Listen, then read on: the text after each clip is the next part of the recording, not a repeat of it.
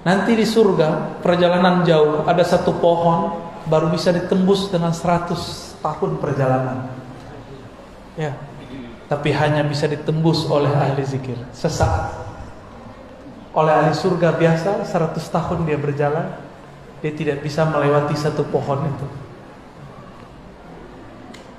Itulah pohon yang disebut Tuba. Tuba liman ra'ani wa amana bi. Tuba dapat keagungan, kelembutan, keharuman, naungan pohon-pohon surgawi. Bayang-bayang pohon ini sudah terasa sampai ke dunia. Siapa yang menghidupkan majelis zikir, maka di rumahnya, di jalannya, di masjidnya, di halaqahnya, di suraunya, itu akan ada bayang-bayang pohon tuba. Ya, itu sebabnya banyak orang ingin mendatangi pohon itu, karena itu adalah puncak dari taman-taman surga. Maka tiada tempat orang berzikir di situ kecuali orang datang ingin berlatih di sana. Tapi inti dari tempat surga itu, tempat surgawi, bukanlah fisik, bukanlah masjid dengan bangunan yang megah, tapi ada sosok yang qalbunya senantiasa menyebut nama Allah.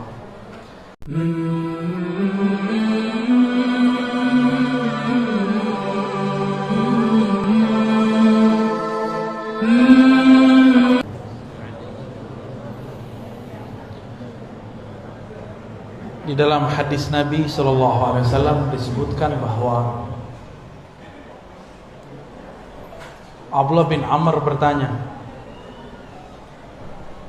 "Ma ghanimatu az-zikr atau majalis az-zikr ya Rasulullah?" Apa ghanimah? Ghanimah itu benefit, keuntungan ketika orang berzikir. Wahai Rasulullah sallallahu alaihi wasallam. Lalu Nabi sallallahu alaihi wasallam mengatakan, al-jannah, al-jannah, surga, surga. Oleh karena itu orang-orang ahli zikir disebut orang-orang yang sedang bertani di kebun-kebun surga. Hadis yang sudah masyhur, para asatidz sudah sangat paham. Nabi mengatakan, idza marartum bi riyadil jannah farta'u. Hadis Imam Tirmizi, hadis yang sahih. Jika kalian melewati kebun-kebun surga, bukan satu, kebun-kebun, riyad jamak dari raudhah, kebun-kebun surga, farta'u, maka petiklah. Farta'u juga berarti maka cicipilah.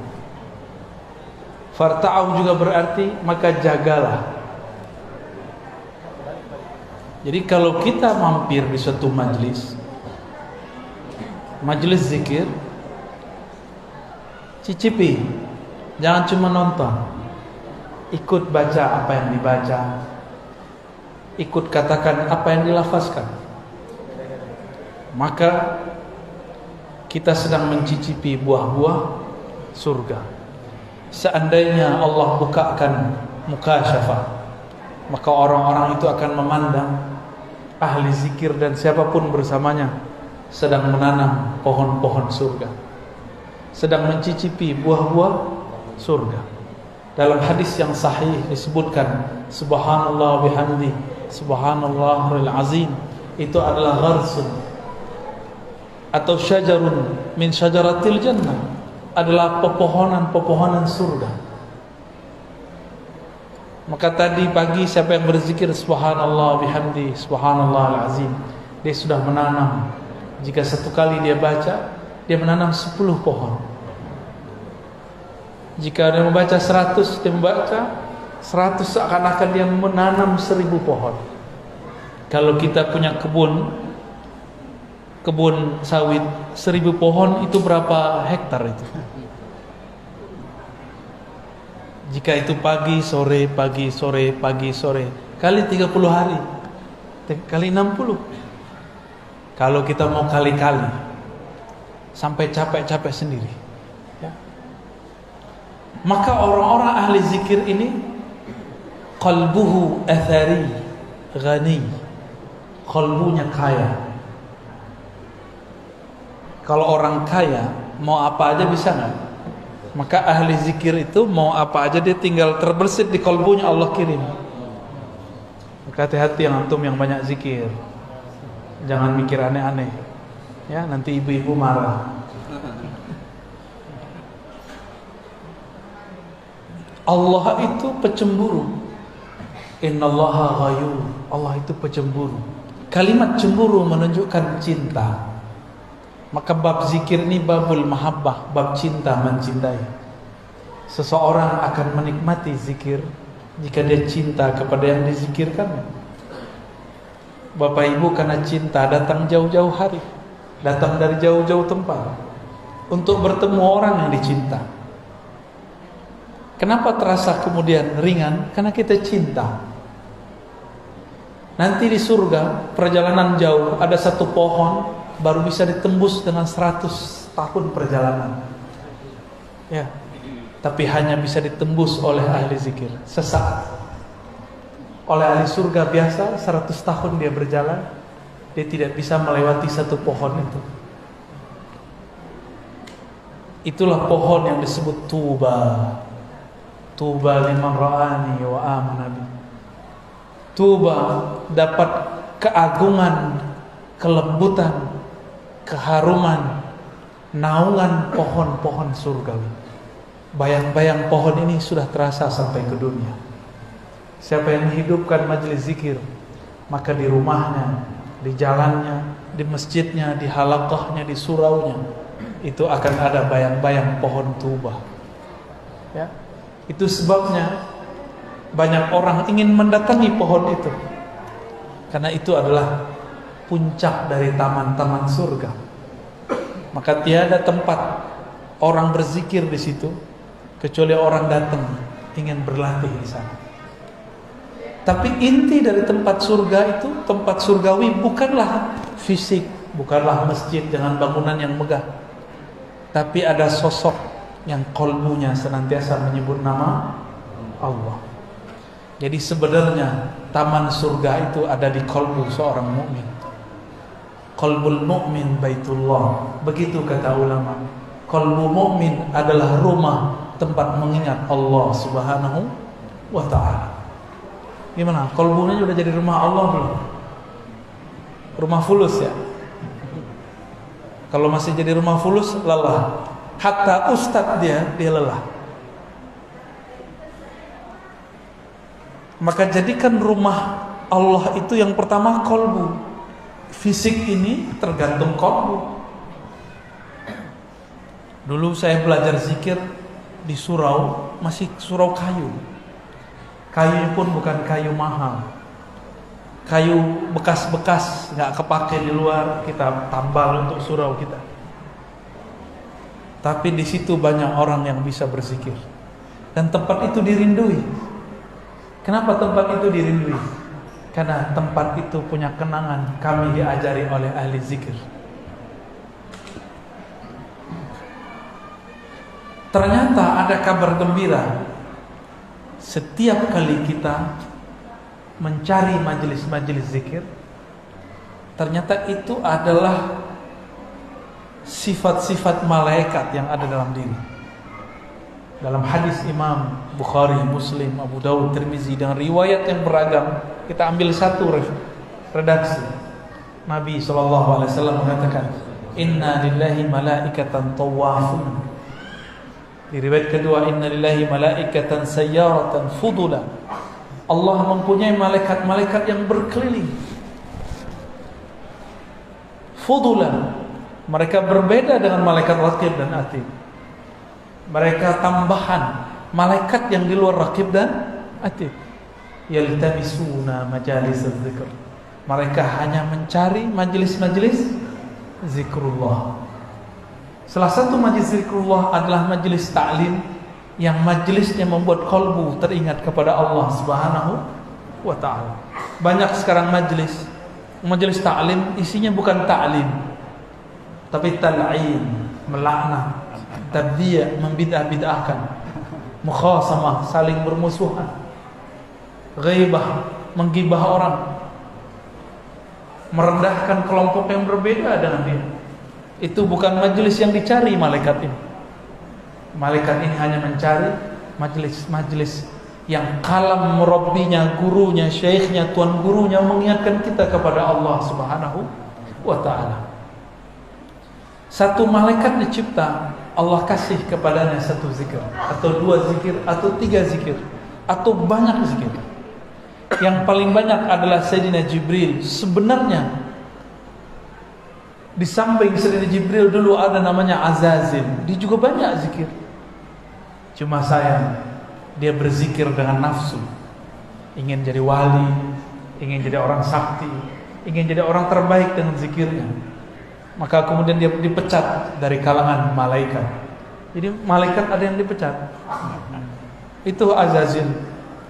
Ada yang Harut Marut. Itu baru beberapa kisah malaikat. Masih banyak malaikat-malaikat yang lain. Tapi si Azazil diangkat untuk bisa memimpin surga, itu juga karena zikir. Jadi jika ingin jalan-jalan ke surga, banyak-banyaklah zikrullah. Ya. Apa tanda aroma surga sudah masuk ke dalam diri? Ketenangan dalam jiwa sudah masuk. Berarti sebenarnya sudah pindah alam. Cuma kita masih merasa di sini. Itu yang disebut dalam hadis Imam Muslim, "Ma min qaumin yaq'adu fi maq'adin." Tidaklah ada sekelompok orang berduduk di suatu majlis, yazkurunallah, mereka sebut-sebut nama Allah. Mereka berarti berjamaah. Mereka berjamaah. Kecuali hafat bihimul malaikah. Maka malaikat yang tadi yang disebut malaikat sayyarah, malaikat yang mirip seperti mobil, cuma dia bersayap, terbang kemana-mana, hafat, akan menghubungi mereka. Dalam hadis Imam Muslim dikatakan, mereka antri berlapis-lapis sampai ke langit sana. Jadi kalau makanya tadi kita buka kajian yang Fatihah, itu cara menghimbau malaikat tadi. Mereka lagi banyak tuh sampai ke atas. Teman tuh nggak lihat kan? Kalau lihat pada kabur paling, pingsan paling. Ya. Ngelihat ada orang bersayap kan pusing. Ya. Apabila mereka ketemu, maka dia berteriak kepada malaikat yang sedang mencari di ujung bumi sana, halummu ila hajatikum, ayo ini tempat hajatmu, tempat orang berzikir. Itulah yang disebut ahli zikir itu masyhur di kalangan malaikat. Baru dia masyhur, viral di YouTube. Ngapain viral di YouTube kalau nggak masyhur di kalangan malaikat di alam malakut? Jadi channel malakut dulu terkenal, baru channel YouTube. Ya, YouTube nggak masuk ke alam, itu alam maya itu. Tapi kalau malakut, di sana ada zikir berlapis-lapis. Sampai ke langit pertama, kedua, ketiga, keempat, itu malaikat zikir semua. Jadi Nabi ketika dinaikkan ke atas, beliau mendengar ada malaikat berzikir, Subhanallah bihamdihi, Subhanallahil azim. Diturunkan jadi zikir pagi sore, jadi zikir yasinan. Jadi kita zikir begitu sedang meniru para malaikat. Maka ini kabar gembira bagi teman-teman sahabat, Bapak Ibu yang datang ke majelis zikir. Berarti nur malaikat dalam diri kita sudah hidup dan sudah aktif. Bedanya kita tidak bersayap, mereka bersayap. Kita masih butuh makan, mereka enggak butuh makan. Ini hari aktif, jam kerja. Kita meninggalkan kerjaan untuk mencari makan karena ingin memberi makan kepada qalbu dan ruh. Maka Allah bertanya kepada malaikat ketika dia naik. Padahal Allah lebih tahu apa yang terjadi sebenarnya. Wahai malaikatku, sedang apa hamba-hambaku engkau tinggalkan? Apa jawaban mereka? Yukabbirunak, mereka sedang memuji engkau. Yumajjidunak, sedang membesar-besarkan engkau. Yuhallilunak, sedang mentahlilkan engkau. Itulah dalil tahlilan. Yuhallilun, mereka bertahlil. Dan tidak disebutkan di hadis itu tahlil mau acara apa bebas. Yang penting tahlil. Mau tahlil lagi kematian, mau kehidupan, mau kelahiran, mau syukuran, terserah. Mau ba'da sholat, di luar sholat, tidak ada pembatasan. Allah tidak membatasi. Kenapa ada orang yang membatasi? Ya. Maka selamat jadi ahli tahlilan. Ya. Bukan hanya bawa berkat itu cuma untuk perut. Nama kita disebut-sebut di sana. Apa kata malaikat? Si fulan, walaupun dia ngantuk-ngantuk, dia zikir ya Rabb. Si fulan, dia tinggalkan kerjaan ya Allah untuk menghadiri majlis ya Allah. Si fulan, istrinya ngambek ya Allah karena suaminya suka majlis ya Allah. Si fulan, itu diadukan semua ke Allah. Disitulah Allah ridho kepada hambanya. Ya, selamat antum berpolemik di rumah. Kalau sudah jadi ahli zikir, sudah suka majelis zikir, harus lebih sayang kepada pasangan. Gak boleh galak kalau pulang. Kalau pasangan kita bilang, keluar mulu, jangan diketusin lagi. Dia sudah kesepian. Ya, ekspresikan sayang kita kepada hamba-hamba Allah. Pertanyaan pertama kali kepadanya. Ahli zikir harus lebih sayang kepada pasangannya daripada orang yang tidak suka berzikir. Karena Allah mengatakan irhamu fil ard yarhamukum man fis sama. Sayangi yang di bumi, sayangi maka engkau akan disayang yang di langit. Ya, jangan galak-galak sama istri ya. Ini ibu-ibu jangan galak-galak sama suami. Kalau perempuan suaminya minta, "Dek, kamu di rumah," maka yang afdal di rumah. Ya, tapi kalau suami, "Mas, Bang," kalau di sini panggil Bang ya. "Bang, di rumah aja, Bang." Sabar, Dek, kan kita udah pasti udah akan nikah. Udah gak kemana-mana, Abang. Abang mau cari Nur biar tambah sayang sama Adek. Gombal. Itu gombalnya Dr. Thohir itu. Lalu bagaimana cara menikmatinya? Kalau ada gelas, ada air, tapi di gelas itu ada kotoran, bisa nggak saya menikmati air? Maka cara pertama menikmati zikrullah, bersihkan tempat minumnya, bersihkan mulut kita, anggota tubuh. Berani nggak kalau lagi junub masuk masjid? Imam Ibnu Athaillah As-Sakandari, penulis hikam, menyebut orang yang lalai zikrullah disebut junub ruhani. Dan itu harus ditobatkan. Astaghfirullah. Istighfarnya bukan dari dosa zahir, istighfarnya dari dosa lalai kepada Allah Subhanahu wa taala. Kalau orang awam menganggap zikir itu sunat, enggak. Kalau bagi ahlul haqiqah, zikir itu wajib. Karena dalilnya wala takun minal ghafilin. Surat Al-A'raf ayat 205 ya. Janganlah engkau menjadi orang yang lalai. Berarti lalai itu haram. Lalai itu haram. Maka ulama kita buat teknik zikir. Ada zikir 1000, 100, 1000, 5000, 70000. Sampai zikir tidak ada hitungan lagi.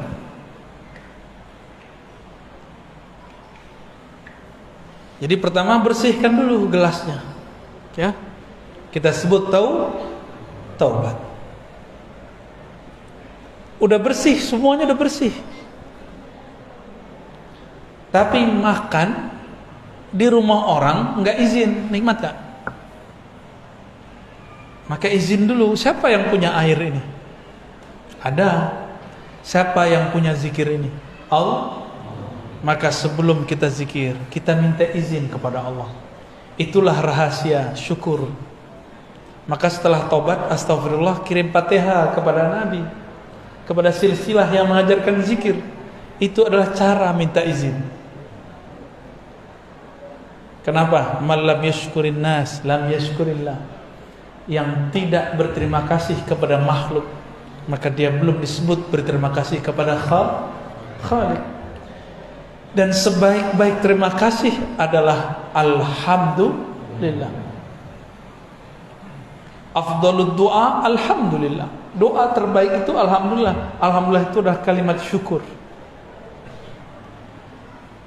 Sering gak kirim Fatihah untuk guru?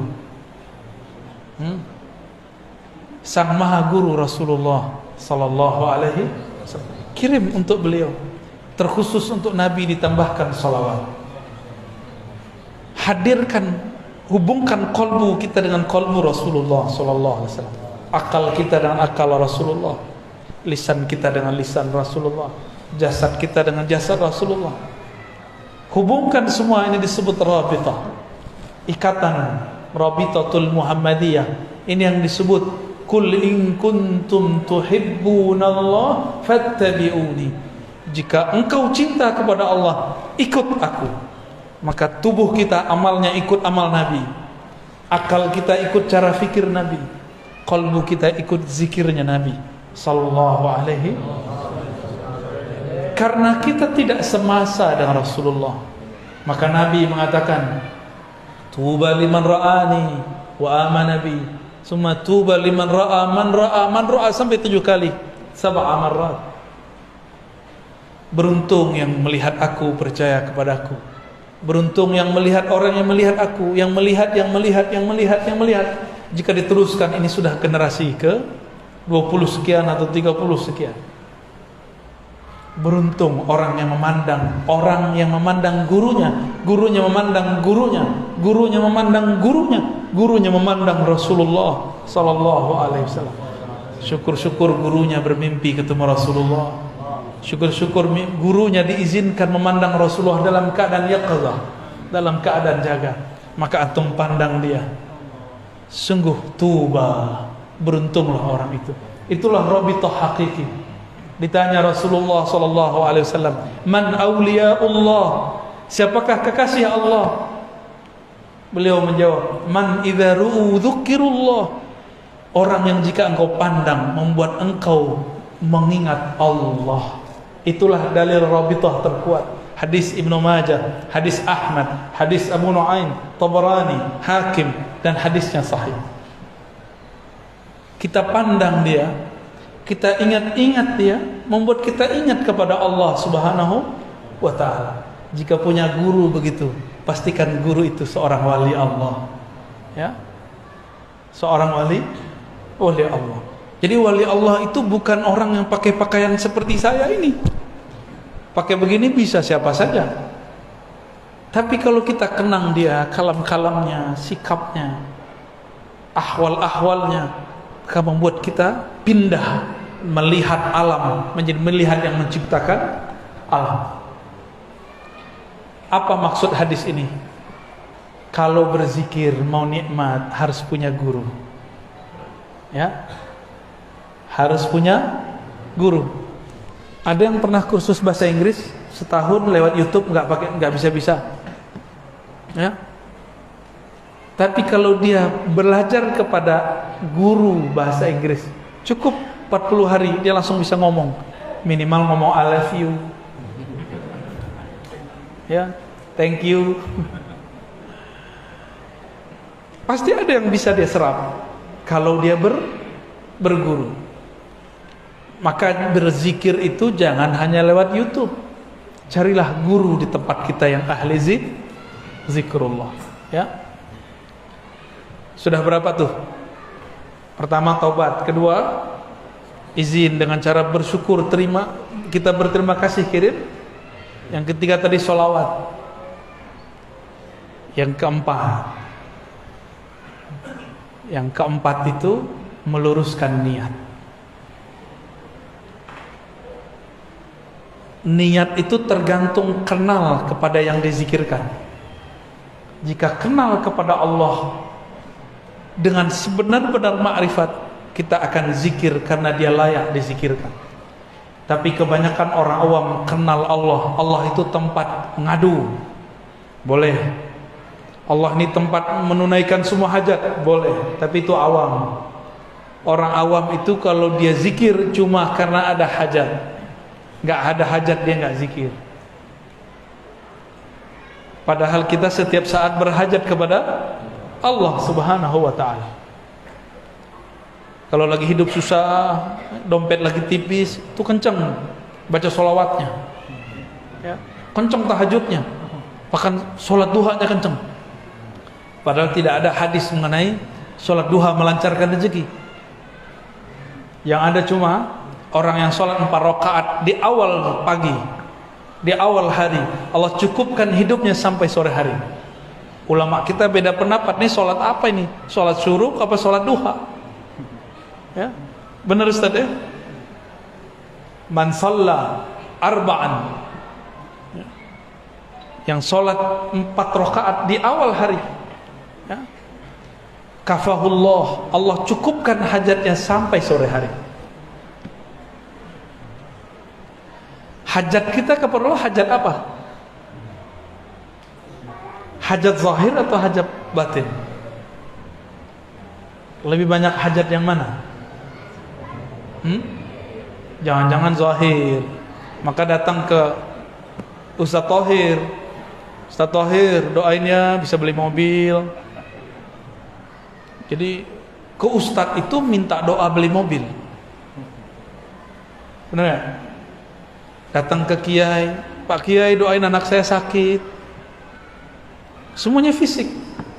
Pak Kiai doain saya lagi banyak utang, semoga bisa bayar hutang. Jadi Kiai ini, karena dia simbol-simbol Allah di muka bumi, maka jadi tempat mengadu orang-orang untuk usulan fulus. Kadang-kadang minta jodoh.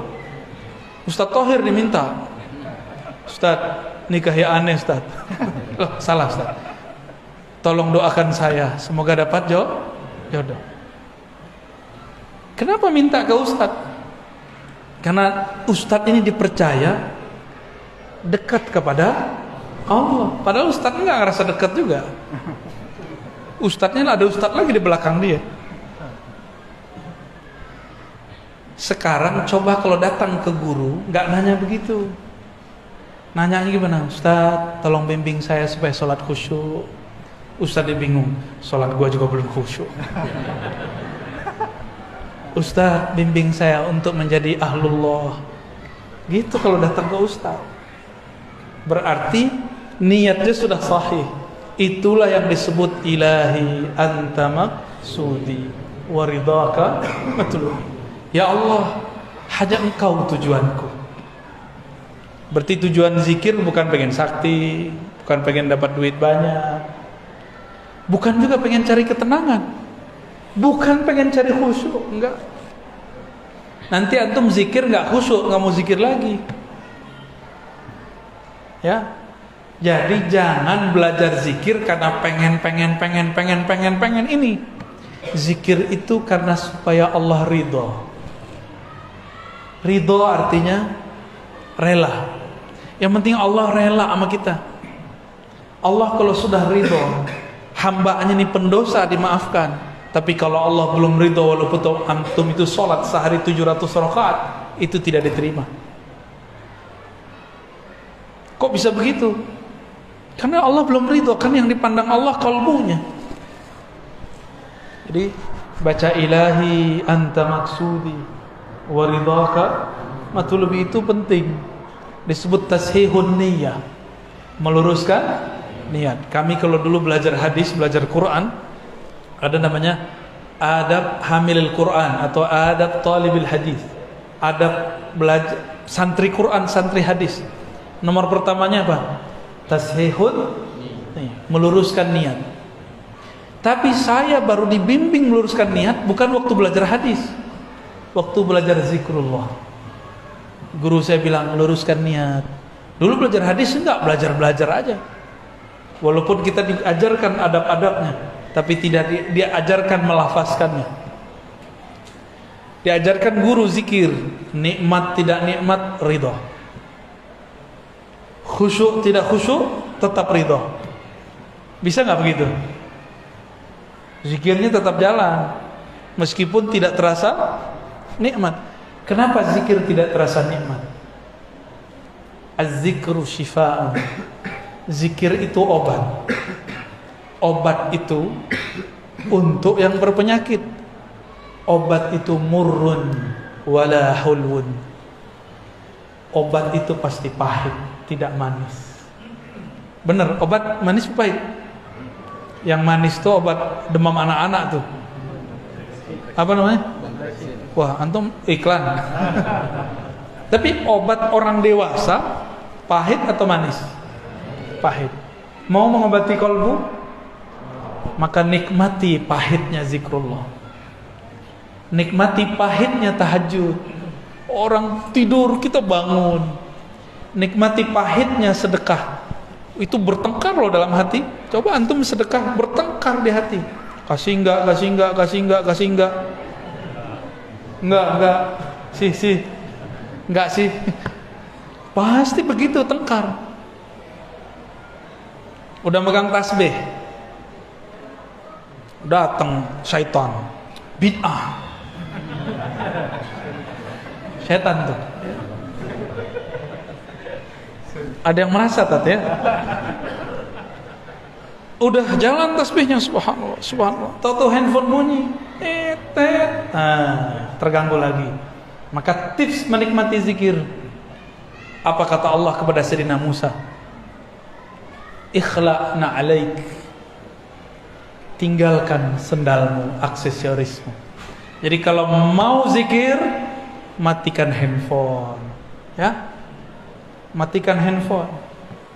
Kita punya smartphone yang canggih. Nih, kalau lagi zikir, dia di off-kan dulu sebentar. Ya, di off-kan ini. Gimana cara meng-off-kan ini? Pakai syahadat. Asyhadu alla ilaha illallah. Ajak, wahai akal pikiranku, bersaksilah tak ada yang berhak disembah kecuali Allah, Nabi Muhammad Rasulullah sallallahu alaihi wasallam. Syahadatkan akal kita, syahadatkan kalbu kita, baru zikir. Nah, ini paling kunci. Setelah tadi meluruskan niat, kembali ke depan. Syahadatkan diri kita sebelum mau zikir, mau sholat, mau sedekah, mau apa aja, syahadatkan dulu. Siapa tahu ketika kita selesai sholat, terus kita keluar, terus kita mau sholat lagi, pernah terjebak kepada kekufuran, kufur yang tidak terlihat. Maka kita syahadatkan dulu pikiran ini, qalbu ini, tubuh ini, baru kita masuk lagi ke alam zikrullah. Ya, jadi sudah berapa? 5 ya. Bisa diulang. 1, tobat. 2, syukur. Pertama, syukur kepada makhluk, kirim Kenapa Al-Fatihah? Karena Al-Fatihah itu ada alhamdulillah di dalamnya. Alhamdulillah adalah afdhalud doa, afdhalus syukur. Syukur tertinggi, doa terhebat. Terus sholawat. Kenapa sholawat? Yang membuat kita bisa zikir sekarang Nabi bukan? Kalau Nabi nggak ajarkan, bisa nggak kita? Jadi sombong sekali kalau ada orang zikir tidak bersolawat. Inilah perbedaan antara Jibril dengan Azazil. Itulah beda antara Nabi Muhammad dan iblis. Itulah beda antara mukmin dengan kafir. Dia bersolawat. Ya, banyak-banyak solawat. Kalau bukan karena solawat, zikir kita nggak diangkat. Solat kita yang nggak khusyuk itu nggak akan diterima. Ada yang khusyuk salat zuhur tadi? Khusyuk apa kusut? Kusut. Jujur aja lah. Itu salat antum masih diangkat karena ada salawat di belakangnya. Jangan debat lagi pakai sedina nggak pakai sedina. Gagal fokus namanya. Ya, salawat aja. Ini mau salawat, debat dulu dalam badan. Pakai sedina nggak ya? Orang lagi sholat masih debat. Kita udah ada di hadapan musuh nih. Mau pakai jurus apa nih? Gak ada. Kalau sudah mau pergi perang, sholat itu berperang dengan syaitan, dengan diri sendiri. Jangan pakai teori macam-macam, langsung. Inilah yang dikatakan oleh Imam Abu Ali Ad-Daqqaq, zikrullah silahul muridin. Zikir kepada Allah adalah senjata para murid. Udah punya senjata belum? Udah pernah dikasih sama guru dulu, dikasih ijazah, ditalkin, diasah nggak? Udah diasah, udah dilatihkan belum? Pertama dihunjam dulu ke jantung kita, ya. diarahkan juga ke bagian-bagian yang lain. Itu latihan sebenarnya. Latihan mengelola jurus-jurus zikrullah, langkah-langkah zikrullah di dalam diri, supaya denyut jantung dia juga berdenyut, nafas naik dia juga dihirup, nafas keluar dia juga ikut keluar. Baru benar nanti ketemu Dajjal aman. Ini ketemu mau latihan sama Dajjal, latihan panahan nih nggak cukup. Itu panahnya patah duluan sebelum nyampe. Sekarang kalau mau latihan panahan, latihan aja. Jangan niat mau perang sama Dajjal, nggak cukup. Mau perang sama Dajjal, latihannya latihan ma'rifatullah, latihan mengenal Allah Subhanahu wa taala. Maka main panahnya juga harus dengan zikrullah. Coba nih yang suka main panahan, kena hampir ke tengah, ada perasaan girang? Pasti itu karena manahnya nggak nyebut nama Allah. Ada thariqat memanah, ya, main manah-manah aja antum ya. Berkuda juga ada. Itu benar, nanti di akhir zaman perang itu perang fisik, semuanya fisik. Tapi bukan di fisik itu intinya. Intinya ada di dalam non fisik, rohani kita kepada Allah Subhanahu wa taala. Terakhir Nabi sallallahu alaihi wasallam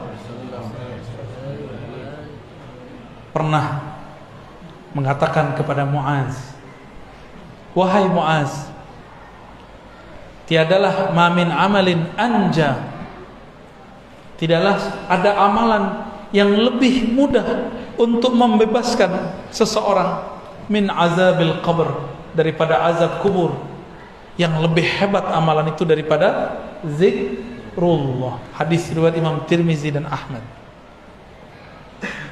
Azab kubur itu azabnya agak beda. Dia semi-semi azab neraka. Jadi lebih kepada azab nafsiyah. Ada juga jasadiahnya. Ada yang pernah ini enggak? Ustaz Thohir pernah ditahan di imigrasi enggak? Waktu keluar negeri? Belum ya? Mau coba enggak? Baru sekali, Bu ya. Oh gitu. Kawan saya waktu masuk ke Israel ditahan. Itu ustadz. Wajahnya langsung berubah. Untung nggak buang air kecil berdiri. Itu ustadz. Ustadz aja hilang saktinya lagi diperiksa. Sama, ini mau ustadz, mau kiai, mau tuan guru, mau mursyid, masuk ke alam kubur, gemeteran juga ketemu munkar dan nakir. Maka Nabi mengatakan, kalau orang ini kenal Allah, pertanyaan munkar nakir apa? Man rabbuka, siapa Rabbmu? Enggak ditanya, ente mursyid. Enggak ditanya, ente khalifah thariqat. Enggak ditanya, thariqat ente 10 ya. Enggak ditanya. Enggak laku di sana. Ente hafiz 31 juz ya. Juz ke-31-nya juz Al-Pokat. Ada juz duren kalau di sini ya. Enggak ditanya. Yang ditanya siapa? Man rabbuka. Tuhan kamu siapa? Rob itu artinya Tuhan. Kamu bertuan kepada siapa hidupmu? Kamu menghambakan dirimu kepada siapa? Kamu hafal Quran untuk siapa? Kamu zikir untuk siapa? Kamu ngaji untuk siapa? Kamu kerja untuk siapa? Ini coba nih, berangkat pagi jam 6, pulang jam 6. Berarti udah 12 jam kita untuk selain Allah. Maka kerjanya harus diniatkan sebagai ngabdi kepada Allah. Kalau enggak, ketika kita jawab Robbi, bingung apa mau jawab. Kerjaanku. Jangan-jangan tuan kita handphone. Antum ini kan gak bisa lepas dari handphone. Bener? Jujur aja lah ya. Lebih bid'ah smartphone yang dari Cina tuh atau tasbih? Dari Cina juga. Lebih bid'ah mana? Kata kawan, dia asik pegang handphone, ngajar pakai handphone, bahkan pakai tablet. Terus bilang, tasbih itu menyerupai Yahudi. Saya cari-cari Yahudi selama di Yerusalem pakai tasbih, gak ketemu. Mulai dari tentaranya, orang-orangnya, petaninya, orangnya riwi-riwi, rahib-rahibnya, gak ada pakai tasbih. Yang ada pakai kupluk. Dan jenggotnya lebih panjang daripada jenggot bapak. Jenggot bapak itu masih kurang sunnah. Apalagi jenggot aneh. Masya Allah, nggak ketemu. Jadi mereka ini kan nggak senang langsung Yahudi. Malah ada yang bilang tasbih itu punya Saulin. Ya salam, ini ketahuan nih suka nonton kungfu nih. Kayaknya itu lebih bid'ah daripada main tasbih. Nggak belajar usul fikih dengan benar, bahwa ada yang disebut al-maqsud, ada yang disebut dengan wasail, wasilah. Tujuan orang megang tasbih, tujuan orang megang handphone apa? Lebih mulia mana? Tasbih. Rasulullah nggak pernah pakai tasbih. Oh, kita bisa papas ini kalimat. Rasulullah baca Quran pakai mushaf nggak? Mushaf alat tasbih sama. Orang Yahudi baca kitab mereka pakai mushaf, lembaran nggak? Pakai. Lu mirip dong. Disebut ahlul kitab kan mereka? Ahlul kitab. Antumnya ahlul kitab semua nih berarti. Jadi mikir-mikir kalau mau bilang serupa. Ternyata ijazah sanad tasbih bersumber dari Sayyidina Al-Hasan Al-Basri, murid Sayyidina Ali, lahir di masa Sayyidina Umar. Al-Hasan lahir di Hijaz, di Madinah, tapi besarnya di Basrah. Berguru kepada Sayyidina Ali. Nah, syaitan nggak mau diam, maka dia bisikkan ulama-ulama yang di dalam hatinya tidak ada takut kepada Allah. Kamu cari alasan bahwa Hasan Al-Basri tidak pernah berguru kepada Ali. Maka ada pembahasan mereka, inqita'ul Hasan Al-Basri wa Ali, keterputusan Hasan Basri dan Ali. Tapi dibantah oleh ahli hadis Imam Ibnu Hajar Al-Asqalani bahwa Al-Hasan Al-Basri benar-benar berguru lama kepada Sayyidina Ali karramallahu wajhah. Jadi pakai tasbih dari siapa? Al-Hasan dan kami meriwayatkannya dari guru kami, dari gurunya terus sampai kepada Sayyidina Hasan Basri, bersambung kepada zaman Imam Tabi'in yang digelar dengan Sayyiduz Zahidin, sayyidnya orang-orang zuhud. Itulah gelar Imam Hasan Al-Basri. Ya. Itu tasbih itu ada sanadnya kita. Serban aja kita ada sanadnya, cuma saya belum pakai. Ya, bentar lagi lah ya. Jadi sekarang kita skip dulu ijazahnya. Kita simpen dulu. Megang jenggot aja ada ijazahnya. Jadi yang belum jenggot nih, panjangin dikit Pak. Ya.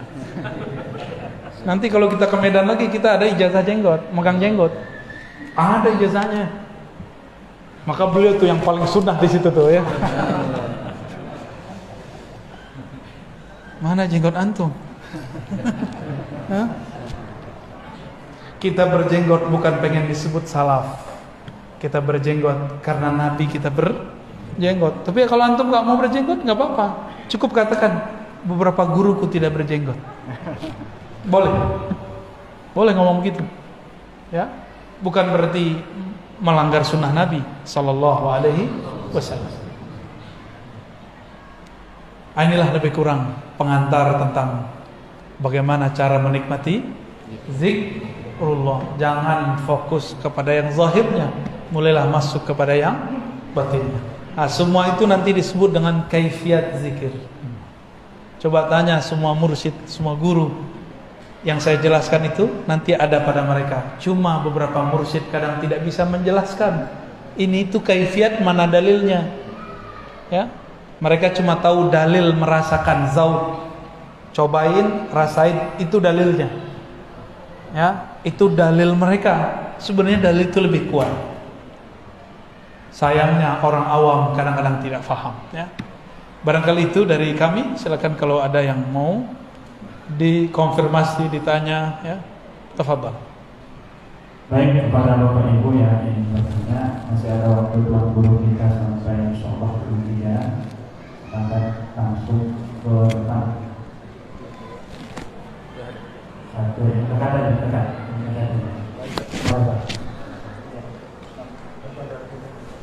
Ahsan nanti pakai kertas. Kalau ada kertas ya. Nanti. Udah sekarang baca aja dulu. Mungkin panitia yang ke depannya. Assalamualaikum warahmatullahi wabarakatuh. Assalamualaikum. Izin Bu ya. Apakah atau bagaimana zikir-zikir yang bisa menyampaikan kita ke makom-makom tertentu? Penjelasannya ya. Baik. Pengen naik makom, berarti niat ilahi anta maksudinya nggak benar, ya. Sebenarnya mudah. Guru kita biasanya kalau yang oke, itu sebelum talqin zikir ngajak istighfar dulu. Sebelum istighfar disuruh dulu mandi tobat, disuruh sholat tobat, ingat mati sebelum mati. Lalu dilafazkanlah istighfar. Biasanya dibimbing cara baca istighfarnya. Di saat antum dibimbing oleh guru baca istighfar, lalu memaknai kalam-kalam istighfar, sedang ditarik sama guru ke makom taubat. Tergantung nih tobatnya tobat apa, zahir apa batin. Maka makom tobat ini juga lapisannya banyak. Yang zahir ada 7, yang batin juga ada 7. Anggota kita yang besar kan 7. Yang batin juga 7. Mulai dari syirik, sombong, sampai kepada ujub, hasad, iri, dengki. Itu diistighfarkan semua. Jika ada getarannya, berarti kita sudah masuk ke alam makomat taubah, ya. Dan itu beda-beda per masa. Setelah makom tobat ada namanya makom syukur, ada namanya makom sabar. Makom syukur itu dengan mengirim Fatihah kepada guru. Itu makom syukur. Di luar zikir kita sedekah kepada orang, memberi hadiah kepada guru. Sering-sering kasih hadiah ke guru. Ya. Kalau guru farhan, senang, maka makomat terbuka. Ya, karena makomat itu khazanah dalam dirinya. Dia punya kunci-kunciannya. Kalau dia senang, dia akan doa, ya Rabb, tolong panggil muridmu ini, hambamu ini kepadamu. Kalau gurunya wali, ya. Kalau gurunya nggak wali nggak bisa. Tapi memberi aja udah cukup. Begitulah terus. Ada makomat, makom syauq, makom mahabbah, itu ada makomnya semua. Itu yang diturunkan lewat kaifiat zikir. Cuma sayang, kaifiat tinggallah kaifiat zikir, tata cara jadi tata cara, tapi tidak tahu makomat yang tersimpan di dalamnya. Maka banyak orang jadi mursyid belum pantas jadi mursyid.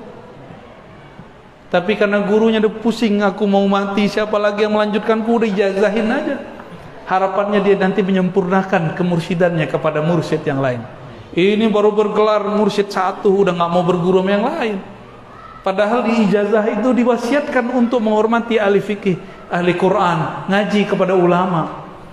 Baru dapat ijazah, baru dapat gelar khalifah, udah nggak mau ngaji sama orang. Berarti berkhianat kepada ijazahnya. Makanya la yubarak alaih, tidak diberkahi. Ya, baca tuh ijazahnya para mursyid. Ya, ijazahnya apa? Kalau di Naqsyabandiyah itu jelas. Ya, di Qadiriyah jelas, di Syaziliyah jelas. Ada ijazahnya, ya. Baik, lanjut. Assalamualaikum warahmatullahi wabarakatuh. Ini ada pertanyaan, apakah roh itu ciptaan Allah? Saya pernah dengar dari Ustaz, roh itu adalah titipan dari Allah. Mohon penjelasannya. Saya jawab pakai Quran ya, bukan pakai pendapat saya. Surat Shad, surat Al-Hijr, surat As-Sajdah menyebutkan apa? Nanti nomornya kan sudah sebutkan semua ya. Silakan dilihat sendiri. Surat Shad 71, 72, 73 itu bahas ini.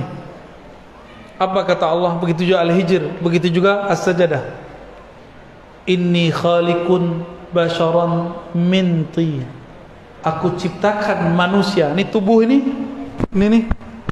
bashar namanya. Ini dari saripati tanah.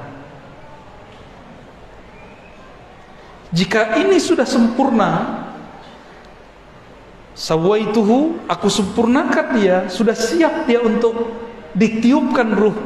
Nafakhtu fihi min ruhi. Aku tiupkan kepadanya ruhku. Berarti Allah enggak bilang aku ciptakan rohku. Allah mengatakan nafakhtu, aku hembuskan. Kalau tubuh ini aku ciptakan. Ini pelan-pelan ya. Ini banyak yang gagal paham. Mursyid padahal masih gagal paham. Itulah bedanya orang berilmu dengan cuma ahli zikir. Malaikat ahli zikir ditantang sama Allah. Ambiuni bi asma'i haula. Kabarkan kepadaku nama-nama benda-benda ini. Bisa nggak malaikat jawab? Nggak bisa, para malaikat lebih dulu berzikir daripada Nabi Adam. Maka al-ilmu muqaddamun ala dzikr. Ilmu lebih dulu daripada zikir. Ulama lebih mulia daripada orang yang berzikir 1000 tahun. Karena dia belajar satu bab mengenai Allah, dia sama dengan duduk zikir 1000 tahun. Kalau enggak nanti malah debat lagi, keras lagi hatinya. Coba baca aja ayatnya. Inni khaliqun, sungguh, Allah pakai sungguh, masih aja budek, masih aja debat. Banyak orang debat di luar sana. Aku ciptakan manusia min, jelas minnya, min tin, tanah. Tapi giliran roh, nafakhtu, aku tiupkan. Jadi sebenarnya gak usah nanya. Maka yang bertanya roh itu dicipta atau tidak, sebenarnya itu pertanyaan tidak sunnah. Itu pertanyaan bid'ah. Ya, itu pertanyaan bid'ah. Karena teksnya tidak menyebutkan itu. Ya, maka saya menyarankan para pencinta Allah yang meniupkan roh, cukuplah bertanya, mengatakan, apakah roh dicipta? Antum jadi orang alim ngomong begitu, malah jadi miring kan? Ntar salah-salah paham, dikira di dalam diri kita ada Allah, kan gawat. Aku hembuskan. Kalau saya menghembuskan sesuatu ke dalam plastik, saya pindah gak ke dalam plastik? Allah menghembuskan rohnya. Min ini bisa dari, bisa sebagian. Dua-duanya ada sir di situ. Bukan ini litab'id, bukan ini dibelah dua terus pindah, bukan. Itu gagal paham, nggak ngerti bahasa Arab namanya. Ngaji bahasa Arab lagi. Ya. Nausorob, kalau nggak jadi sarap. Ketika Allah menghembuskan, bukan berarti Allah pindah ke dalam kita, cuma masuk hembusannya. Mudah bagi Allah itu. Jangan serius-serius amat ya. Kira-kira begitu ya. Jadi bid'ah menanyakan ruh itu makhluk. Tapi bid'ah kan banyak bagiannya. Ada bid'ah hasanah sama saya. Kapan dia jadi hasanah kepada saya atau ada lagi pembahasannya? Tanya ke Ustaz Thohir nanti ya. Khalas. Terakhir ini ada satu lagi. Apakah beda antara orang yang berzikir mengamalkan zikir bersilsilah dengan orang yang mengamalkan zikir tapi tidak bersilsilah? Mohon nasihat bagi yang berzikir yang tidak bersilsilah. Orang silat nggak berguru sama tengkar, sama orang silat berguru. Cakepan mana jurusnya? Imam Abu Ali Ad-Daqqaq ngomong, Zikrullah itu senjatanya orang beriman, murid. Senjata harus dilatihkan nggak? Harus dilatihkan. Ada gurunya, ada mentornya, ada murabbinya. Masa untuk fisik guru silatnya ada, untuk fitness biar badannya kekar, six pack. Tahu six pack, Bu? Bapak-bapak ini sudah lewat badannya. Six packnya dari samping, belendung perutnya udah. Jika tubuh fisik harus dilatih. Ada orang latihan fitness tanpa guru, tanpa trainer, gimana? Keseleo nggak badannya? Sakit-sakit? Kita sama guru aja sakit-sakit, apalagi gak sama guru. Itulah sebabnya kenapa ada orang gila berzikir. Dia berguru, tapi yang dia amalkan bukan yang dia pelajari. Tunggu aja ntar begini. Tunggu aja ya. Itu orang pengkhianat kepada gurunya. Gurunya bilang amalkan ini nak, yang diamalkan yang lain. Ya, nggak percaya sama guru, syak kepada syekhnya. Baik, sudah jam 3 ya. Mari kita tutup kajian ini. Kita lanjut nanti malam ya. Ntar malam. Habis isya apa habis maghrib? Habis maghrib. Baik. Kata ini udah kholas. Nanti malam ya, insyaallah. Baik, mari Bapak Ibu, sahabat-sahabat karena Allah, kita minta kepada Allah Subhanahu wa taala semoga Allah menerima kita sebagai hamba-hamba yang zakirin, yang banyak berzikir. Astaghfirullahalazim, Allahumma rahmanir rahim karim. Ya Allah yang maha pengasih, yang maha penyayang. Di dalam qalbu kami ya Allah sepi namamu ya Allah. Di dalam qalbu kami ya Allah sedikit sekali menyebut namamu ya Allah. Sedangkan Engkau memandang ke dalam qalbu kami ya Allah. Maka ampunkan kurangnya nama Engkau dalam qalbu kami ya Allah. Famla' qulubana bi asma'ika wa sifatika ya Rabb. Ya Allah, penuhilah qalbu kami dengan nur namamu, nama-namamu yang indah ya Rahman ya Rahim. Penuhilah qalbu kami dengan nama-namamu, sifat-sifatmu yang sangat lembut ya Rabb. Keluarkan dari qalbu kami syirik, keluarkan dari kalbu kami semua kebencian. Sebagaimana Engkau menyebut dirimu Rahman Rahim, maka teteskan Rahman Rahimmu, kasih sayangmu ke dalam kalbu kami yang sempit ini. Harapan kami ya Rabb, dengan tetesan Rahman Rahim, kalbu kami jadi luas dengan mencintaimu, mencintai Rasulmu, dan mencintai umatmu, hamba-hambamu. Allahumma ij'al hubbaka ahabba ilaina min kulli syai'. Ya Allah, jadikan cinta di kalbu kami kepada Engkau lebih banyak, lebih besar daripada kami mencintai yang lain. Hatta kami lebih cinta Engkau ya Allah daripada mencintai diri kami sendiri, mencintai orang tua kami, pasangan kami, anak-anak kami, harta-harta kami. Ya Rabb, kalbu kami selalu berubah. Pagi ini mukmin, sore jadi fasik. Sore beriman, paginya jadi fasik. Karena Engkaulah yang menggenggam kalbu kami ya Allah. Maka robahlah hati kami, bolak-balik hati kami dalam taat kepadamu. Jika Engkau tetap ingin merubah hati kami ya Allah, maka rubahlah menjadi tambah cinta kepada Engkau ya Allah, tambah rindu kepada Rasul ya Allah.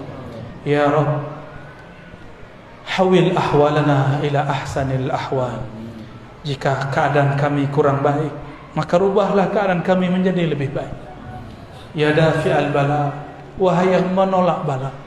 Bala yang paling besar adalah saat kalbu kami tidak menyebut nama Engkau. Maafkan kami ya Allah, jika datang pandemi kami lupa kepada Engkau.